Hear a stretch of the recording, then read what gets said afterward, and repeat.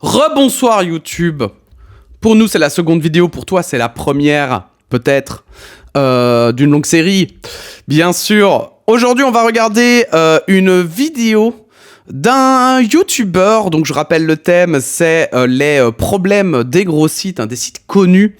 Et on avait regardé Netflix et puis maintenant, on va passer à autre chose. Et je vois qu'il fait beaucoup de vidéos dans le même style, dans le même genre, et on va s'attaquer tout de suite en fait à Google Earth via Try, voilà, qui s'appelle Just Try, et qui a fait donc une vidéo sur le sujet, mais on va d'abord lire son à propos de la technologie, de la science, une touche d'humour. Bienvenue sur Try. Voilà, 50 000 abonnés, donc pas petite chaîne, mais ça, pas grosse, mais pas petite non plus. Donc ça nous fait plaisir toujours de découvrir de nouveaux youtubeurs. Vous voyez le genre de vidéo qu'il fait ici. Et nous, on va regarder la vidéo qui est nommée « Le désastre derrière Google Earth ». Et voilà, évidemment que ça m'a intrigué parce que quel désastre, qu'est-ce qui se passe, comment, pourquoi. On veut savoir. C'est un site que j'aime énormément, Google Earth, parce que quand j'étais petit, déjà, c'était incroyable de savoir qu'on pouvait avoir accès comme ça au monde entier, finalement, depuis l'espace. Mais même encore aujourd'hui, quand je vois le nombre d'enquêtes d'OSINT, notamment, donc l'OSINT, c'est les gens qui enquêtent sur via des ressources uniquement publiques et légales. Et donc quand je vois qu'ils utilisent beaucoup Google Earth et tout, eh bien, j'ai du mal à savoir quel pourrait être le désastre. Bref, on y va, c'est parti. Quelle est la chose la plus chère au monde ? On pense d'abord aux bijoux, aux œuvres d'art, aux ressources les plus limitées de notre... À ma virginité aussi. C'était gratuit, bien sûr. Terre. J'ai cliqué sur un truc. Puis on s'amuse à lister les plus belles inventions, les plus beaux monuments, et tant qu'à faire... Vous pensez certainement que c'est lié au titre de la vidéo et donc le code à 1 milliard de dollars. Mais soyons honnêtes, 1 milliard, ça semble bien trop peu pour répondre à une telle question. Car l'élément le plus cher au monde, ce n'est pas vraiment les plus grands ponts, ni le logiciel le plus complexe à réaliser, c'est l'information.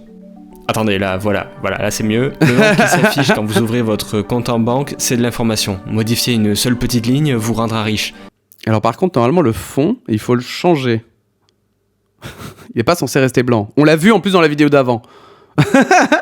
Dans le même concept, acheter un millier d'iPhone n'aura aucune valeur face à la connaissance des méthodes de production de celui-ci. Bon, en réalité, ça va beaucoup plus loin de ça, mais pour que vous compreniez l'ampleur du problème et pourquoi je donne cette réponse, j'ai besoin de passer par une petite histoire.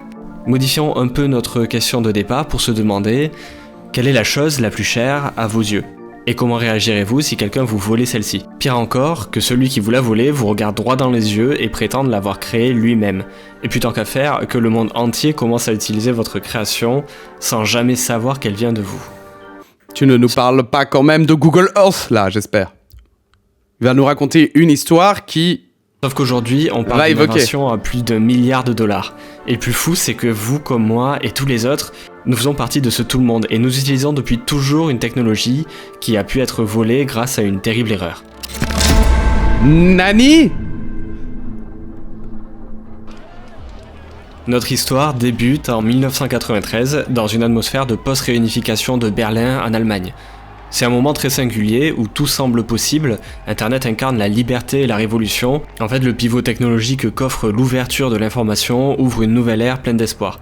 Et tout ça, ça va favoriser l'apparition des nombreux génies qu'on connaît et qui sont plus ou moins décriés, sous le nom de Steve Jobs, Bill Gates ou encore Elon Musk. Purée, mais quand même, je trouve ça... La chute du mur de Berlin, ça devait être un des derniers moments ultra positifs de notre monde. Avec peut-être l'avènement d'Internet dans les années 2000, mais là, les dernières décennies, on a un peu bouffé les mauvaises nouvelles. Avant tout sur des rencontres avec d'autres talents. Et notre histoire, elle est pas si différente en fait. Elle commence elle aussi par une rencontre. Une rencontre entre un étudiant en art, Pavel Meyer, et Joachim Sauter. Ils ont pour passion ce mélange entre la technologie et l'animation 3D. Ils vont très rapidement fonder Artcom, une entreprise mélangeant leurs deux passions. On peut s'intéresser à leur premier projet, Cyberville, qui permet de se balader dans une simulation de manière assez innovante pour l'époque. Vous mettez un petit capteur sur votre doigt et vous pointez un élément sur une vue aérienne de la ville. Trop stylé! Vous, sur un mur s'affiche une projection 3D du décor. C'est un projet en avance sur son temps et vous remarquerez que les prochains projets le seront tout autant. La prochaine réalisation de Artcom ressemble plus à... En vrai, c'était stylé. Ça aurait pu trop cartonner, non? T'imagines, tu reçois une carte. Donc les cartes que tu reçois dans les éditions collector là, de jeux de mort, tu reçois une carte dans laquelle tu peux littéralement te promener en 3D, quoi. Enfin, juste en mettant un petit truc dessus, ça aurait été stylé. C'est une techno sortie d'un film d'horreur qu'autre chose. Je vous présente le Mediatel. C'est un genre de FaceTime avant-gardiste et franchement je suis très heureux qu'on n'ait pas tout ça à la maison. Bon, le jeu trop vite parce que juste après ils ont travaillé sur le projet Mediatel qui nous intéresse. C'est en fait un peu l'aboutissement du savoir-faire de l'équipe. Un mélange entre la modélisation et la technologie, c'est ainsi qu'on appelle TerraVision. TerraVision. Et si je vous mets des belles images de la Terre, c'est pas pour faire joli. Nos deux visionnaires sont fascinés par le futur, et qu'y a-t-il de plus futuristique qu'un logiciel qui permettrait de se balader sur la Terre en vue aérienne? Une simulation dans laquelle on se prendrait plutôt vite au jeu, qui me rappelle un peu tous ces jeux vidéo dans lesquels vous êtes un dieu et que vous pouvez faire à peu près tout ce que vous voulez. Bref, je vous rappelle juste qu'on est en 94 et qu'à cette époque, la majorité des PC peuvent seulement faire tourner ça. La prochaine mission sera donc de posséder le meilleur matériel pour faire tourner leur projet. Je me rappelle encore quand mon père me montrait Google Earth, j'avoue que je n'y croyais absolument pas. Je pensais qu'il mitonnait, que ça allait être un truc tout pourri, pixelisé. La première fois qu'il m'en a parlé, et pourtant, j'étais tout petit à l'époque. Et je veux dire, en soi, il y a plein de choses qui étaient possibles, quoi. Mais ça, Google Earth, c'était vraiment un truc auquel j'y croyais pas, quoi. Il s'associe à Deutsche Telekom Bergkom. Bon, en réalité, l'équipe n'a pas vraiment eu de la chance ou quoi que ce soit. Deutsche Telekom avait un accord avec le gouvernement allemand les obligeant à investir dans des petites entreprises technologiques. Ils vont bénéficier d'une somme de 125 000 $, de quoi acheter le matériel informatique le plus puissant du moment. Quant à Deutsche Telekom, en vérité, ça les arrange plutôt bien. Ce projet, ce serait pour eux la vitrine parfaite pour la conférence ICU de Kyoto, qui a lieu dans une petite année. C'est ça, vous avez compris, ça leur laisse une petite année pour mettre en œuvre un projet bien plus ambitieux que les précédents. Un an pour créer Google Earth. Pas loin d'une bonne résolution que vous partagez à vos potes en soirée après quelques bières. Sauf qu'ils sont désormais responsables d'un bon paquet d'argent et que Deutsche Telekom veut vérifier les avancées de l'équipe, quelques semaines seulement avant la présentation de Kyoto. Et on peut dire que TerraVision a bien avancé, mais il reste un problème qui le rend inutilisable. Peu importe la distance, lors d'un zoom sur la carte, le logiciel plante et explose les limites de ressources du PC. Sauf que ça, ils vont éviter de le montrer à leurs précieux investisseurs et ils vont du coup précharger en mémoire les villes natales des quelques employés de Deutsche Telekom venus ce jour-là. Et c'est la triche, comme dans le jeu vidéo, hein. Rappelez-vous le nombre de jeux qu'on nous a vendus exceptionnels, superbes beaux graphiquement et tout, et en fait c'était juste, ils avaient enregistré ça en amont sur leur super PC, et puis après nous on se ramassait les miettes en fait. C'est la consécration. Moche. Le programme fonctionne bien. Un Ubisoft. Et l'équipe a même le temps de corriger les quelques erreurs mémoire avant la présentation de Kyoto. Inutile de vous expliquer le succès qu'aura le logiciel. Lors de la présentation, on assiste à une vraie révolution technologique où chaque participant peut librement rechercher sa ville et zoomer sur le globe grâce à TerraVision. C'est l'avenir. Waouh. Oh, ça devait... Mais vous imaginez ça? On est dans les années 90, hein. Donc vous avez pas YouTube, vous avez même pas Skype, vous avez pas des trucs de base. Mais vous pouvez vous balader sur la Terre entière et chercher votre ville et la voir aériennement. Alors, à l'époque, c'était peut-être que ta ville, mais c'était déjà un truc de fou furieux, quoi. Un truc de fou furieux. Et dans la tête des deux confrères visionnaires, les idées se bousculent et c'est décidé. L'année suivante sera consacrée à la recherche d'investisseurs pour définitivement lancer le projet. Et quel meilleur endroit que la Silicon Valley pour montrer les prouesses technologiques qui, aux yeux des ingénieurs, n'existaient même pas à l'époque. C'est d'ailleurs là-bas qu'on retrouve Silicon Graphics, qui ont équipé les PC utilisés pour développer TerraVision. Ils s'associent à eux pour promouvoir la puissance de leur station de travail, en montrant comment tourne TerraVision. Pavel et Joachim se voient même proposer un poste chez eux pour continuer à développer leur technologie. Et évidemment, ils refusent, car ils savent très bien qu'ils détiennent la technologie qui pourrait changer le monde entier. Ce doux rêve semble peu à peu devenir réel, mais de retour en Allemagne, l'heure est toujours à la démocratisation de TerraVision. Et une étape indispensable. D'ailleurs, je me pose la question si dans les jeux vidéo, on avait pu profiter de cette technologie. Parce que y a pas mal de technologies où parfois je vois comme ça et je me dis, mais pourquoi c'est pas implémenté? Typiquement, je comprends pas pourquoi des villes générées aléatoirement, par exemple pour un GTA ou quoi, ça n'existe pas encore. Bon, après, je suppose que ça doit être complexe, hein. Comme on l'a dit avant, c'est pas parce que ça a l'air simple que c'est simple. Mais ouais, parfois je me dis, mais pourquoi ? Indispensable à celle-ci, c'est la création d'un CD-ROM que n'importe quel utilisateur pourrait utiliser sur son ordinateur personnel. Le grand public allait pouvoir se balader sur une modélisation de la Terre, mais c'est pas tout, parce que Joachim et Pavel ont encore d'autres idées. Ils veulent remplacer les pages jaunes en fournissant des informations géolocalisées. On pourrait aussi revenir dans le passé pour avoir des cartes satellites plus anciennes d'un lieu, et on pourra même se déplacer en 3D dans des environnements urbains, et même rentrer à l'intérieur de certains bâtiments modélisés. Ah ouais. Bref, la liste au Père Noël est plutôt fournie, mais il y a juste... Ça prendra quelques années quand même avant. Un petit problème. Avant d'y arriver. À cette époque, mais c'est fou, il y a déjà toutes les bases. Précisément, la Silicon Valley a clairement le vent en poupe, et les investisseurs sont bien trop occupés à lâcher leurs billets de ce côté-là. Et il faut dire que c'est un peu trop tôt, parce que dans les années 90, seul l'ordinateur Onyx de Silicon Graphics parvient à faire tourner le logiciel. Et celui-ci coûte la modique somme de $100 000. À ce même moment, le gouvernement allemand ne restreint plus les entreprises à investir dans les startups allemandes. Deutsche Telekom arrête donc ses investissements, et ça c'est un véritable coup de massue. Sachant qu'à ce moment-ci, ils venaient de présenter leur projet, et donc la Silicon Valley savait très bien que le projet était réalisable. Et c'est d'ailleurs ce qu'ils vont faire. Dans les années suivantes, on voit apparaître Keyhole, une entreprise qui se spécialise dans la visualisation de données spatiales. On apprend également qu'il y aurait un possible lien entre certains employés de Keyhole et Silicon Graphics. Suite aux présentations et aux discussions entre TeraVision et Silicon Graphics, il est possible de penser qu'il y a eu, disons, une certaine inspiration. Bon, votre intuition ne vous trompe pas, Keyhole va mettre au point Keyhole Earth Viewer, qui reprend étrangement bien la plupart des fonctionnalités de TeraVision. Oh là là, c'est pas beau de copier, c'est pas beau. Les difficultés financières de TeraVision et a reçu des fonds de la CIA pour développer un logiciel capable de révolutionner les technologies militaires. Parce que bon, pour la CIA, c'est du pain béni. Au lieu d'utiliser des cartes en papier dépassées, il pourrait avoir une modélisation 3D du terrain ennemi pour mettre au point de meilleures stratégies. Alors que TeraVision s'était refusé de développer toute application militaire, Keyhole va profiter de l'occasion pour se faire une place de choix dans le monde de la modélisation planétaire. Mais ils n'avaient pas la technologie, donc comment se sont-ils débrouillés pour y arriver ? On commence quand, en 2004, Google va acquérir Keyhole et entame la transition du logiciel vers celui que nous connaissons tous, Google Earth. Google Earth... Oui, parce que le plus impressionnant, c'était pas en soi Google Earth, d'accord ? À l'époque, déjà, tu pouvais effectivement, avec 50 CD, acquérir des programmes exceptionnels, mais le truc, c'est que Google Earth, ça marchait sur Internet. C'est ça qui est dingue. Une page web. Et t'avais accès au monde entier. Et ça, c'est fou. Parce qu'à l'époque, comme ils le disent si bien, les ordinateurs étaient vraiment vétustes. Et donc, avoir ça sur ton ordi, ça l'aurait explosé. C'est pas seulement la petite révolution qu'on attendait, mais il se permet d'aller plus loin, voire beaucoup plus loin. Bon, si vous n'avez pas eu la joie de découvrir Google Earth, allez de toute urgence le découvrir, parce que personnellement, dans l'existence, l'arrivée de Google Earth, c'est vraiment l'un des plus grands phénomènes auxquels j'ai pu assister. J'ai rarement eu de sentiments aussi grisants qu'être là, contempler la Terre, zoomer encore et encore, pour se rendre dans la plus belle ville de France. On l'a tous fait, le SGEG, voilà, des noms de villes, Trou Perdu par exemple, et tu trouves une ville qui s'appelle Trou Perdu, enfin, on a tout trouvé, c'est incroyable, c'est incroyable. Le nombre de choses qui ont été trouvées en plus sur Google Earth, c'est juste hallucinant. Et il faut dire qu'il est arrivé au bon moment. Lors du lancement en 2004, les PC arrivent tout juste à le faire tourner et la distribution est désormais bien plus simple. Mais surtout, Google Earth est gratuit, une chose qui aurait été impensable pour une entreprise comme Artcom.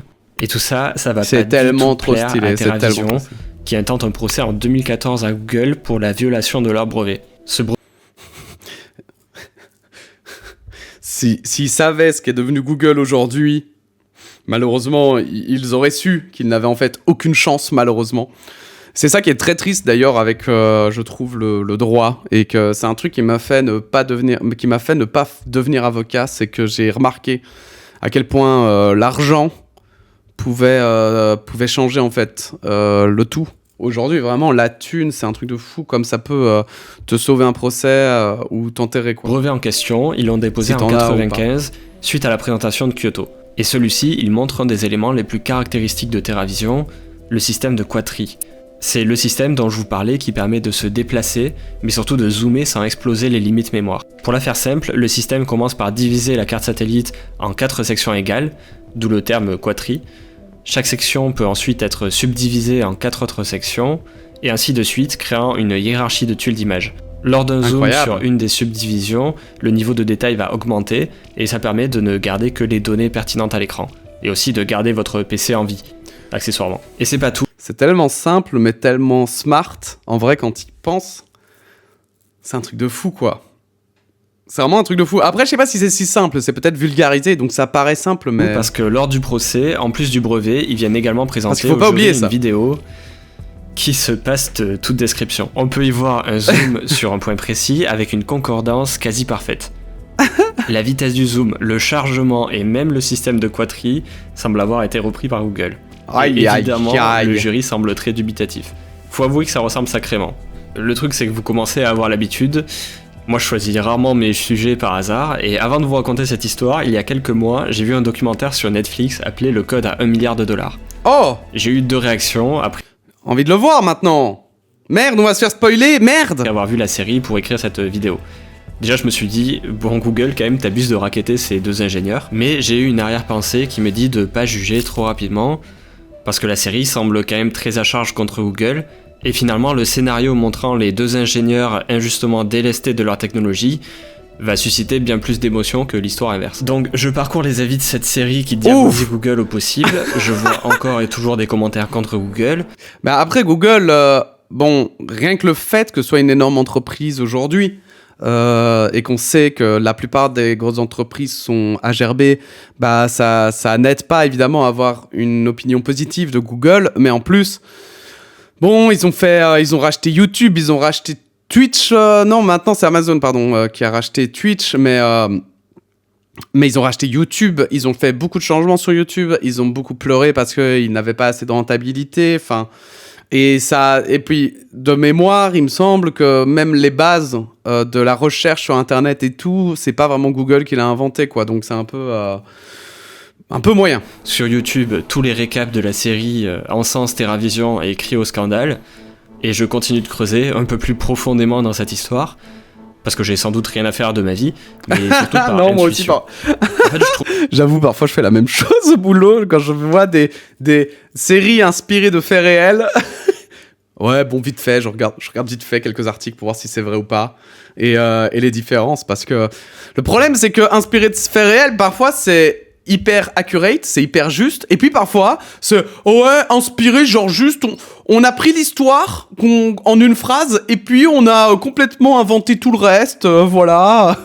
C'est complètement mitonné, donc voilà, on s'est juste amusé, quoi. Et t'es là, mais alors ça servait à quoi de dire que c'était inspiré de cette histoire, à part le marketing? Je trouve tout un tas d'articles relatant les faits, et aussi talentueux que sont les 2 ingénieurs de TerraVision, l'histoire semble injuste pour eux, peut-être même un peu trop en réalité. Parce qu'au milieu de la masse, je tombe sur un article qui sort clairement du lot. Oui, parce que ce que la série oublie de nous dire complètement, c'est pourquoi en 2014, Google a gagné ce procès. Surtout face à des accusations aussi solides, ils ont gagné. Et une vidéo qui semble aussi révélatrice du plagiat. Ils ont gagné quand même. Pour comprendre ce qui s'est réellement passé, on doit revenir en 1994, et plus précisément le 22 avril. C'est à cette date que le Stanford Research Institute dépose une note technique pour le moins surprenante.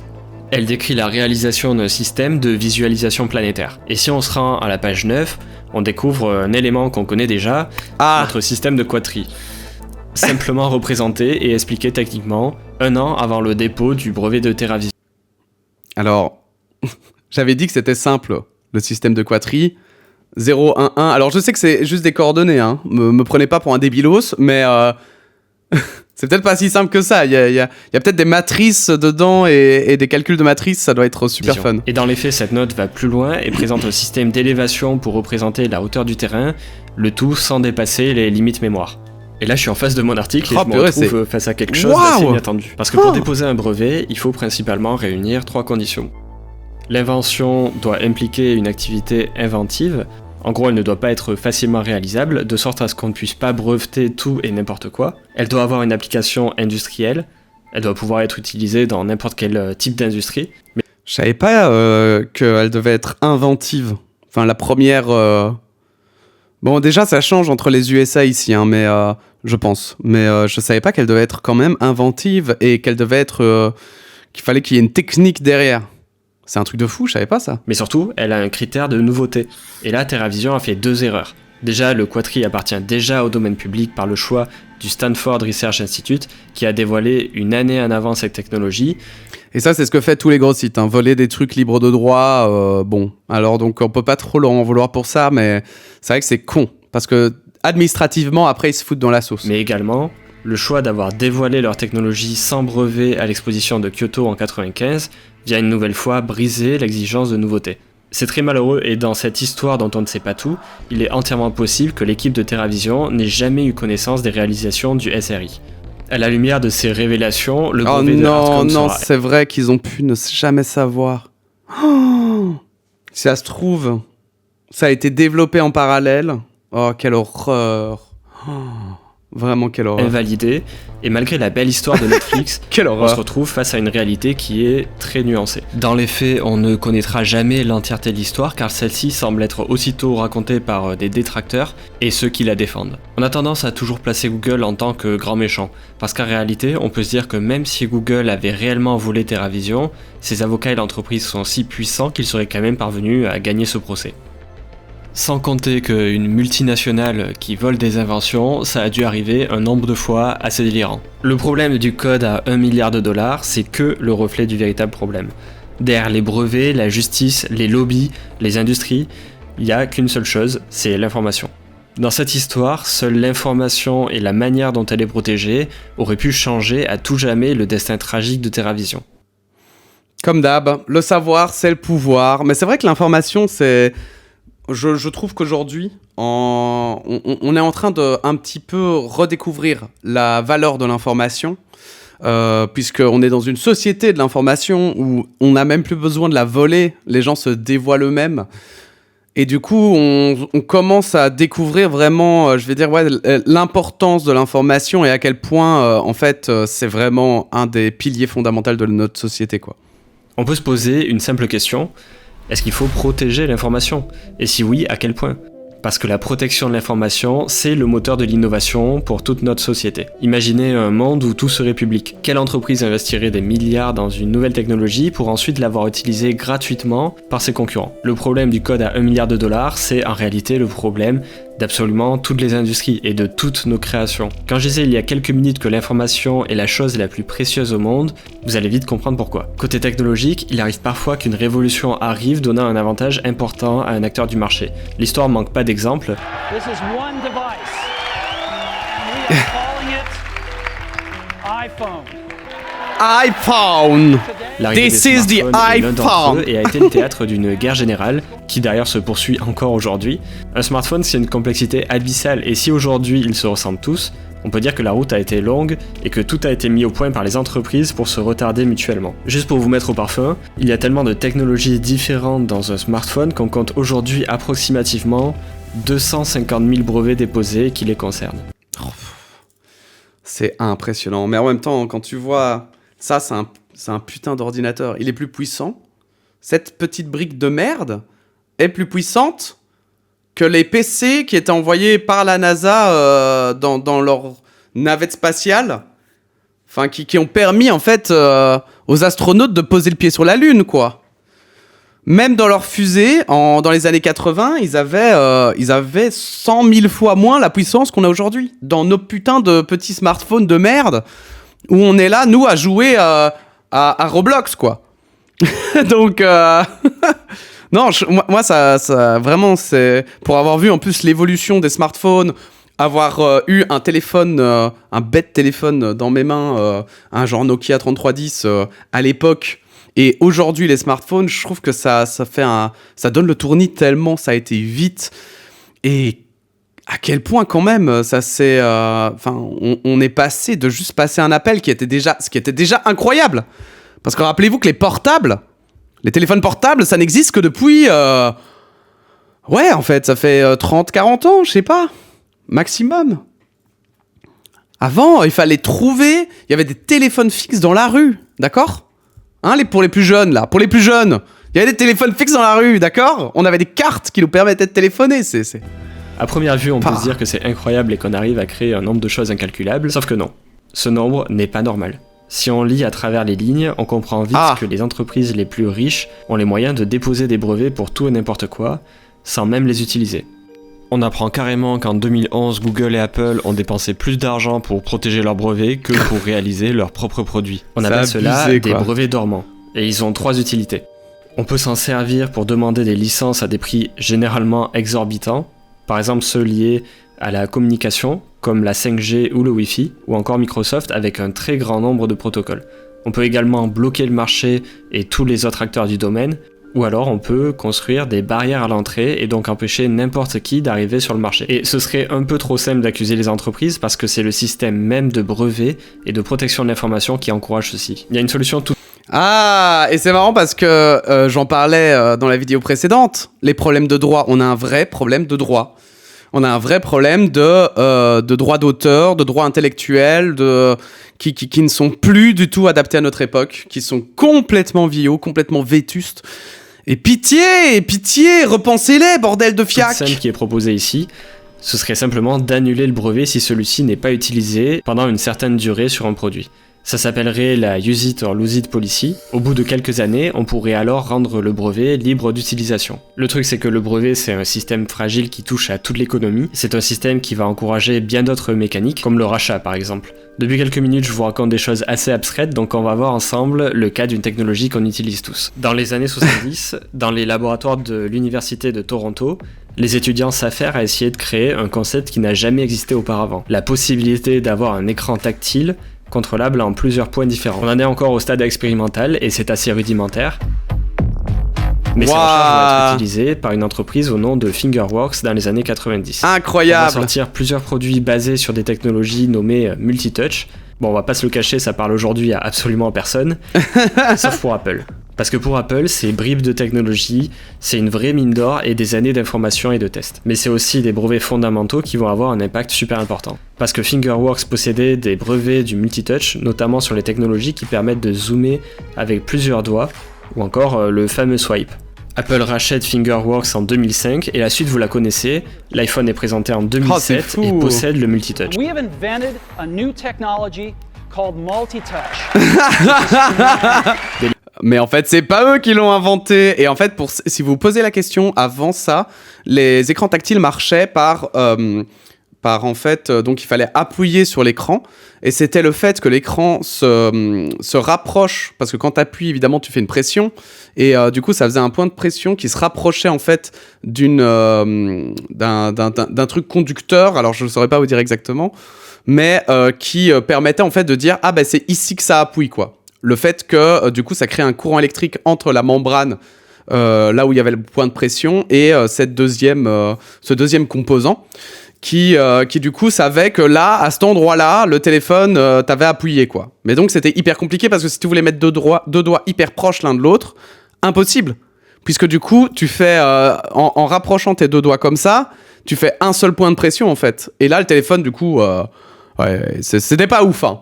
Je vous cache pas, même pour scroller et tout, on scrollait beaucoup moins parce que c'était chiant à faire. Hein. Et la première seconde, vous pouvez voir le swipe to unlock qui était déjà un élément distinctif à l'époque. Des fonctionnalités envahissent les téléphones de la marque, comme le mouvement pincé pour zoomer sur une photo ou bien pour dézoomer.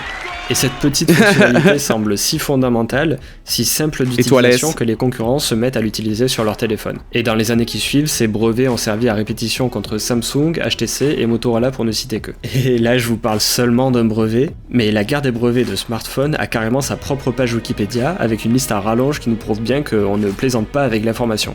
Elle sert à réduire ses concurrents et à affirmer sa position sur le marché. Mais là, le problème, c'est que c'est même plus de l'information. Ici, c'est de l'administration, quoi. C'est ça qui est pire, moi, je trouve.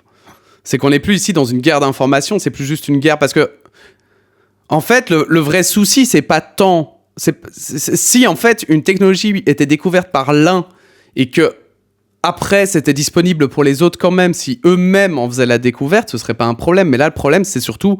Premier arrivé, premier servi, quoi. Ah, t'as trouvé ça, bah c'est bon. Plus personne, jamais, ne pourra le faire. Enfin, c'est complètement absurde. C'est complètement absurde. Et c'est pour ça que les procès sont hyper longs et compliqués. Parce que qu'est-ce que tu veux T'as deux gars, il y en a un, il a une technologie, voilà, du multitouch, mais t'as l'autre, il a la même technologie, sauf que c'est avec des composants différents et avec une technologie différente. Bah t'es carotte, parce que le premier qui a fait le multitouch, il va te dire bah ouais mais non mais maintenant moi c'est dans tous mes smartphones et puis c'est la même chose, regardez ça marche de la même manière et tout, et à l'autre qui va dire oui mais sauf que moi je l'ai pas du tout copié, je savais pas qu'il faisait ça. Et comment tu peux prouver qu'ils savaient pas? Enfin, c'est compliqué. Tout ça, c'est purement financier. Il faut savoir que ces géants n'ont pas vraiment d'état d'âme ou de rancœur spécifique. Par exemple, Samsung Display équipe aujourd'hui les iPhones, alors qu'au même moment, des plaintes d'Apple attaquent Samsung, qui est la maison mère. Il faut bien se dire qu'une entreprise cherche à protéger ses intérêts, et il est dans ses intérêts de garder un partenaire comme Samsung, mais il est aussi dans ses intérêts de protéger ses informations. Ce graphe. Ce graphe qui part en vrille.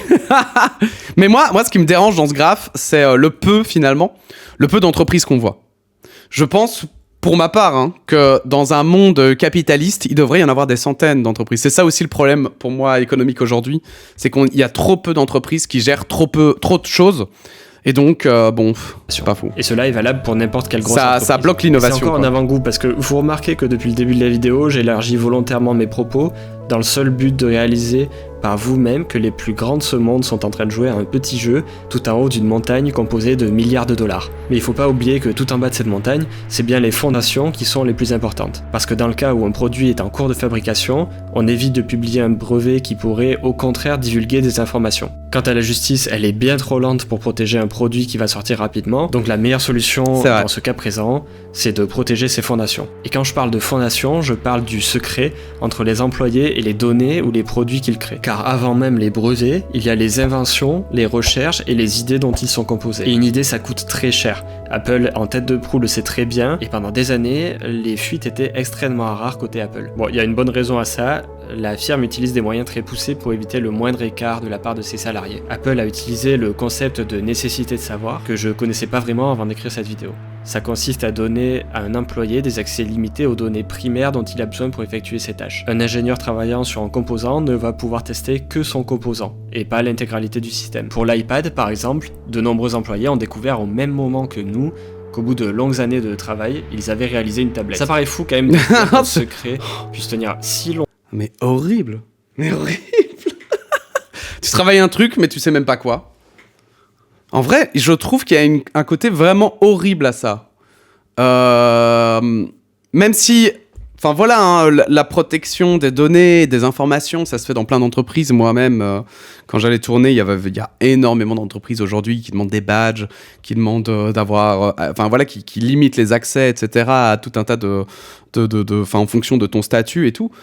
Mais c'est horrible quand même. C'est horrible. C'est horrible parce que... Moi, je trouve que tu dois pouvoir savoir pourquoi tu travailles, quoi. Il y a un minimum de confiance et tout, mais on a tellement des gens, pour moi, déconnectés de la réalité et de l'humanité aussi, que du coup, il y a même plus de confiance, il y a plus rien. Ils connaissent même pas, en fait, ce que leurs employés font. C'est des sous-cadres qui savent, eux, qu'un tel fait telle tâche, mais sans vraiment savoir pourquoi, quoi. Bon, du coup... longtemps avec autant de personnes impliquées. Aujourd'hui, les marques externalisent de plus en plus leurs process, leur chaîne de production, les échanges entre entreprises et organisations de certification se font nombreux et on assiste très régulièrement à des fuites importantes. Vous comprenez que les brevets sont un mécanisme utilisé à bon ou mauvais escient et que les entreprises gardent jalousement leur technologie durement acquise ou payée au prix fort. Si pour certains c'est un moyen de protection, pour d'autres ayant la possibilité d'avoir les meilleurs avocats, c'est un avantage considérable. Et là on parle de l'industrie technologique où on peut parfois avoir des conséquences catastrophiques. Alors maintenant voyons un domaine sur lequel il ne devrait jamais y avoir de concession, qui est l'un des fondements de l'humanité et pourtant qui suscite beaucoup de polémiques. Parlons du domaine de la santé. J'ai même pas bien cherché longtemps en fait, quelques secondes suffisent à mettre en lumière le problème. Entre 1980... Et d'ailleurs, pour la santé, les gens confondent tout, c'est un truc de fou furieux, quoi. Parce que c'est pas parce que, effectivement, t'as des gens qui trichent pour une partie ou même une très grosse partie de produits, ça veut pas dire que tous les produits sont à chier non plus, en fait. Faut faire attention. Il faut pas tomber dans l'extrême inverse non plus, en fait. Genetics ont breveté des gènes humains liés à des maladies comme le cancer du sein. Ces brevets ont donné lieu à ces entreprises le droit exclusif de tester ces gènes, ce qui a fortement limité l'accès et l'accélération de la découverte de potentiels traitements. Le brevet a été invalidé en 2013, mais sur un terrain aussi sensible que la santé, des années de retard, vous comprenez bien que c'est un vrai désastre. En voyant ça, un 20 ans de retard parce que t'as des connards qui se sont dit on va se faire plein de fric. Vous imaginez ça ? Vous imaginez ? Parce que moi, c'est même pas... Je crois qu'il faut bien se rendre compte aussi à quel point il faut être un enfoiré pour faire ça. Non, mais soyons honnêtes. Parce que, en fait, la grande majorité, le 3/4 des gens, tu leur dis « Ouais, mais si on fait ça, ça va retarder les autres. Ça va retarder la recherche. Il y a des gens qui vont mourir. » Ils vont se dire « Ouais, ok. Quand même, je pense que je gagne... » Parce que, en plus, c'est même pas comme s'ils gagnaient pas déjà plein d'argent. Bon, je gagne déjà plein d'argent, j'ai peut-être pas besoin d'en gagner autant plus, enfin, d'en faire autant pour gagner plus. Non, ils en ont rien à foutre, c'est ouais, bah c'est pas grave, hein. 20 ans de plus ou 20 ans de moins, tant que moi je l'ai pas, on s'en fout. Si j'ai pas le sida, c'est bon. La première question que je me pose, c'est déjà, est-ce qu'il existe une sorte d'obligation de partage dans un domaine si critique ? Ou dans le cas d'une menace majeure. Imaginons que l'humanité fasse face à un virus mortel dont le remède n'est connu et breveté que de certains laboratoires. Y a-t-il un système qui obligerait le partage de celui-ci ? Et en effet, ça existe, et ça s'appelle la licence obligatoire. La licence obligatoire permet à un pays, pour des raisons de santé publique, de demander l'autorisation à un laboratoire pharmaceutique qui détient un brevet sur un médicament ou un vaccin, de produire ou de faire produire ce vaccin sans l'autorisation de la firme. Est-ce que vous êtes rassurés ? Il existe une solution et le monde semble bien fait, n'est-ce pas ? Bon, ne soyez pas rassurés trop rapidement, je scrolle un petit peu. On peut voir ici que la demande des pays du Sud et de nombreux scientifiques a été refusée par les pays riches. La vérité, vous la connaissez au fond de vous, les lobbies pharmaceutiques sont si puissants que le cas d'une catastrophe majeure sera juste une très bonne occasion pour les pays les plus riches de devenir encore plus riches. Parce que ce qu'on observe, c'est que les demandes des pays les plus pauvres sont systématiquement rejetées par les pays riches. Bizarre ça. Et quoi ? Et après ces pays, ces pays se plaignent d'être exploités par nos pays. Mais quoi ? Mais non, mais jamais de la vie. Je pense que y a un truc, c'est d'ailleurs assez marrant, mais il y a beaucoup de gens qui aiment pas ça, qui aiment pas se voir comme des grands méchants dans un pays qui profitent en fait des plus faibles.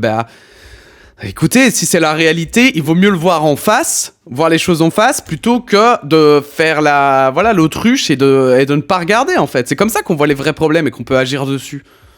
C'est pour ça que ça m'a toujours tué un peu les gens qui, par exemple, ont des soucis. Ah oui, mais on n'est plus un pays colonial. Alors d'accord, c'est vrai, mais rappelons que l'État est immuable. Donc, si, moi en l'occurrence ici, la Belgique prend des décisions qui vont impacter dans 100 ans des gens, les gens, ils s'en foutent que c'était moi ou mon gouvernement qui l'a fait. Les gens s'en foutent. Le fait est que c'est la Belgique qui l'a fait. La Belgique, elle devrait toujours exister dans 100 ans. Enfin, voilà, c'est ça l'idée. C'est qu'elle ne meurt pas. On sait qu'elle peut ne jamais mourir. C'est surtout ça. Et donc, c'est pour ça aussi parfois on demande aux États de présenter des excuses ou alors d'agir ou de changer des choses, etc. Parce que, oui... bien sûr que les colonies qui ont été seulement libérées il y a un siècle, pour les plus vieilles d'entre elles, bien sûr qu'elles subissent toujours des effets de cette colonisation aujourd'hui. Et ça, il faut l'accepter, il faut le voir, il faut le regarder, il faut voir les impacts et les chiffres qui prouvent ces impacts et surtout les experts qui se penchent sur ces chiffres pour comprendre et se dire, oui, effectivement, il y a bien un impact, et oui, on peut pas juste fermer les yeux, se dire, non, ça nous fait chier, non, c'est trop facile, ça c'est trop facile, on appelle ça la responsabilité. C'est très navrant d'observer ce genre de problème sur les enjeux technologiques, mais face à des vies humaines, ça laisse un goût très amer. Il faut pas non plus tomber dans la conspiration totale, certaines entreprises choisissent délibérément de partager leurs découvertes, certaines choisissent par exemple d'offrir leurs découvertes à l'OMS qui peut redistribuer efficacement celles-ci à travers le monde. Et ça c'est bien, ça c'est beau. Seulement juste pour enjoliver un peu mes propos, l'histoire est réellement faite de découvertes non brevetées qui ont aujourd'hui encore fait progresser toute l'humanité. Donc on flirte parfois avec le plus ou moins éthique, faisant parfois apparaître certaines entreprises comme des sauveurs et d'autres comme des destructeurs. C'est tout le rôle de la justice que d'essayer de traiter cette ambivalence, mais surtout de faire au mieux compte tenu des lobbies parfois monstrueux selon les pays. Je suis d'ailleurs tombé il y a quelques temps sur un article assez édifiant. En Corée, Samsung modifie les jours travaillés et demande à ses employés de venir travailler 6 jours par semaine contre 5 auparavant. Quoi ? Mais dans leur extrême bonté, ils permettent quand même de choisir entre le samedi et le dimanche. Inutile de vous expliquer à quel point ça démontre la puissance de Samsung. Samsung, c'est plus de 17% des revenus annuels générés en Corée du Sud. Oui, vous avez bien entendu, c'est vraiment 1/5 de l'économie. Et certaines de ces 6 grosses entreprises, que ce soit Samsung ou Google, deviennent de véritables aspirateurs à start-up, de sorte à ce que le seul vainqueur soit celui qui détient le plus d'argent. Une spirale infinie et bien huilée, dans laquelle seul l'État peut encore réguler le marché. Sauf que c'est trop tard. Samsung est désormais si ancré que l'État n'a plus son mot à dire. L'enracinement dans l'économie de ces géants est parfois si fort que l'État a une marge de manœuvre très réduite, sous peine de nuire à sa propre économie. Dans ce petit jeu où les entreprises les plus puissantes jouent seules, la dernière pièce manquante pour dominer, c'est l'information. Oui, on en revient toujours à ça. Aujourd'hui, on entend que le business model d'une startup est d'être assez attrayante pour finalement se faire racheter. La plupart de ces startups ne déposent d'ailleurs même pas de brevet pour leur invention. Un brevet est jugé trop coûteux, la procédure est trop longue, et créer un brevet, c'est finalement dévoiler l'idée en protégeant la manière d'y parvenir. Sauf que rien n'empêche les plus grandes entreprises de surveiller les brevets et d'y trouver de nouvelles idées. Il vaut parfois mieux conserver l'idée tant qu'elle n'est pas mature et éviter tout risque. Ça fait plusieurs semaines que je baigne dans ce sujet et j'ai appris à accepter qu'il n'y a pas qu'une seule vérité, qu'il n'y a pas forcément un gentil et un méchant dans l'histoire. Il faut parfois savoir remettre en question les apparences, parce que oui, Netflix n'a pas toujours raison. Dans le même temps, des brevets abusifs ont été déposés volant toute une industrie, voire des vies humaines. Moi je regarde Netflix, j'y crois. Protéger l'information n'a jamais été aussi utile qu'aujourd'hui. Cela n'a jamais autant encouragé l'innovation. Aujourd'hui en France, là où nos entrepreneurs sont si décriés, ils créent aujourd'hui les solutions que nous utiliserons tous. Ils sauvent des vies, réinventent des systèmes complexes, accélèrent l'innovation. Même si aujourd'hui nous pointons le doigt sur toutes sortes de problèmes, on a la chance de pouvoir innover et d'être encouragé à le faire. Gardez en tête qu'entreprendre, se fixer des objectifs ou des challenges et réussir sera toujours une bonne chose. Eh ben la vidéo elle est très sympa, hein, donc je le rappelle, c'est Try.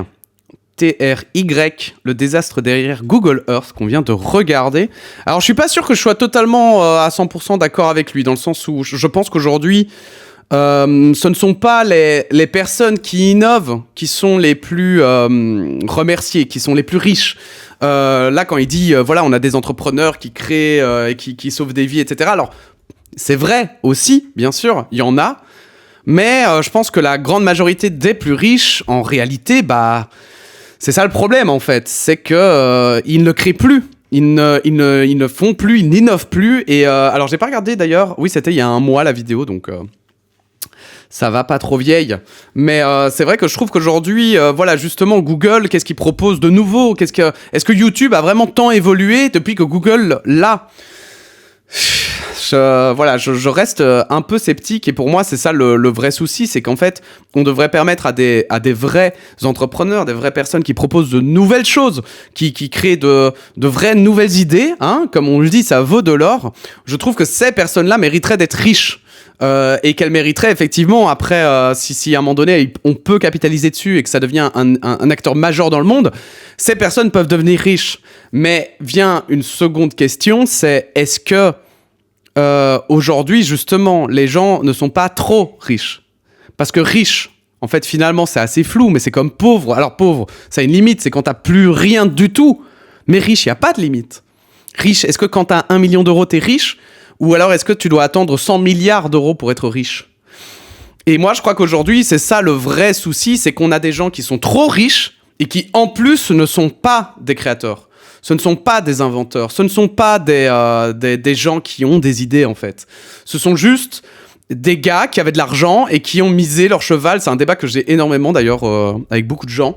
Mais pour moi, et je le dis bien, c'est pour moi, mais ce sont des gens qui ont juste misé sur un tas de chevaux parce qu'ils ont plein d'argent.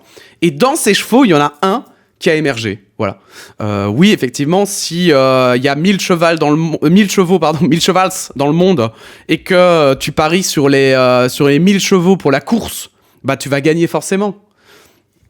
Et moi, j'ai l'impression qu'aujourd'hui, on a surtout ça, et c'est ça qu'on doit arrêter, c'est qu'il faut une meilleure redistribution de l'argent. C'est-à-dire qu'un mec, en fait, pour moi, un mec qui, voilà, et il faut prendre, par exemple, voilà, un gars comme Elon Musk, il faut lui capturer son fric, mais pas pour le donner aux gens, à tous, de manière complètement, de manière complètement égale. Mais moi, je crois qu'il faut le faire de manière équitable. C'est-à-dire qu'il y a des gens, voilà, qui ont vraiment contribué au monde. Il y a des gens qui ont permis de combattre des maladies. Bah, ces gens-là, par exemple, eh bien, ils pourraient devenir riches. Mais voilà, à contrario, les gens qui ont triché, les gens qui ont volé, les gens qui ont fraudé, les gens qui... Voilà, peut-être que ceux-là méritent d'être pauvres. Bon, après, voilà, je vous fais un résumé de ma pensée, hein, mais dans l'ensemble, je suis pas sûr d'être totalement d'accord avec sa conclusion. Mais en tout cas, sa vidéo était très intéressante, très très bonne. Personnellement, j'ai appris, et vous savez que j'aime apprendre. Il raconte bien, c'était bien écrit, donc c'est très chouette. Mais voilà quoi, en fait. C'était très cool, il n'y a rien à redire, en fait, c'était très cool.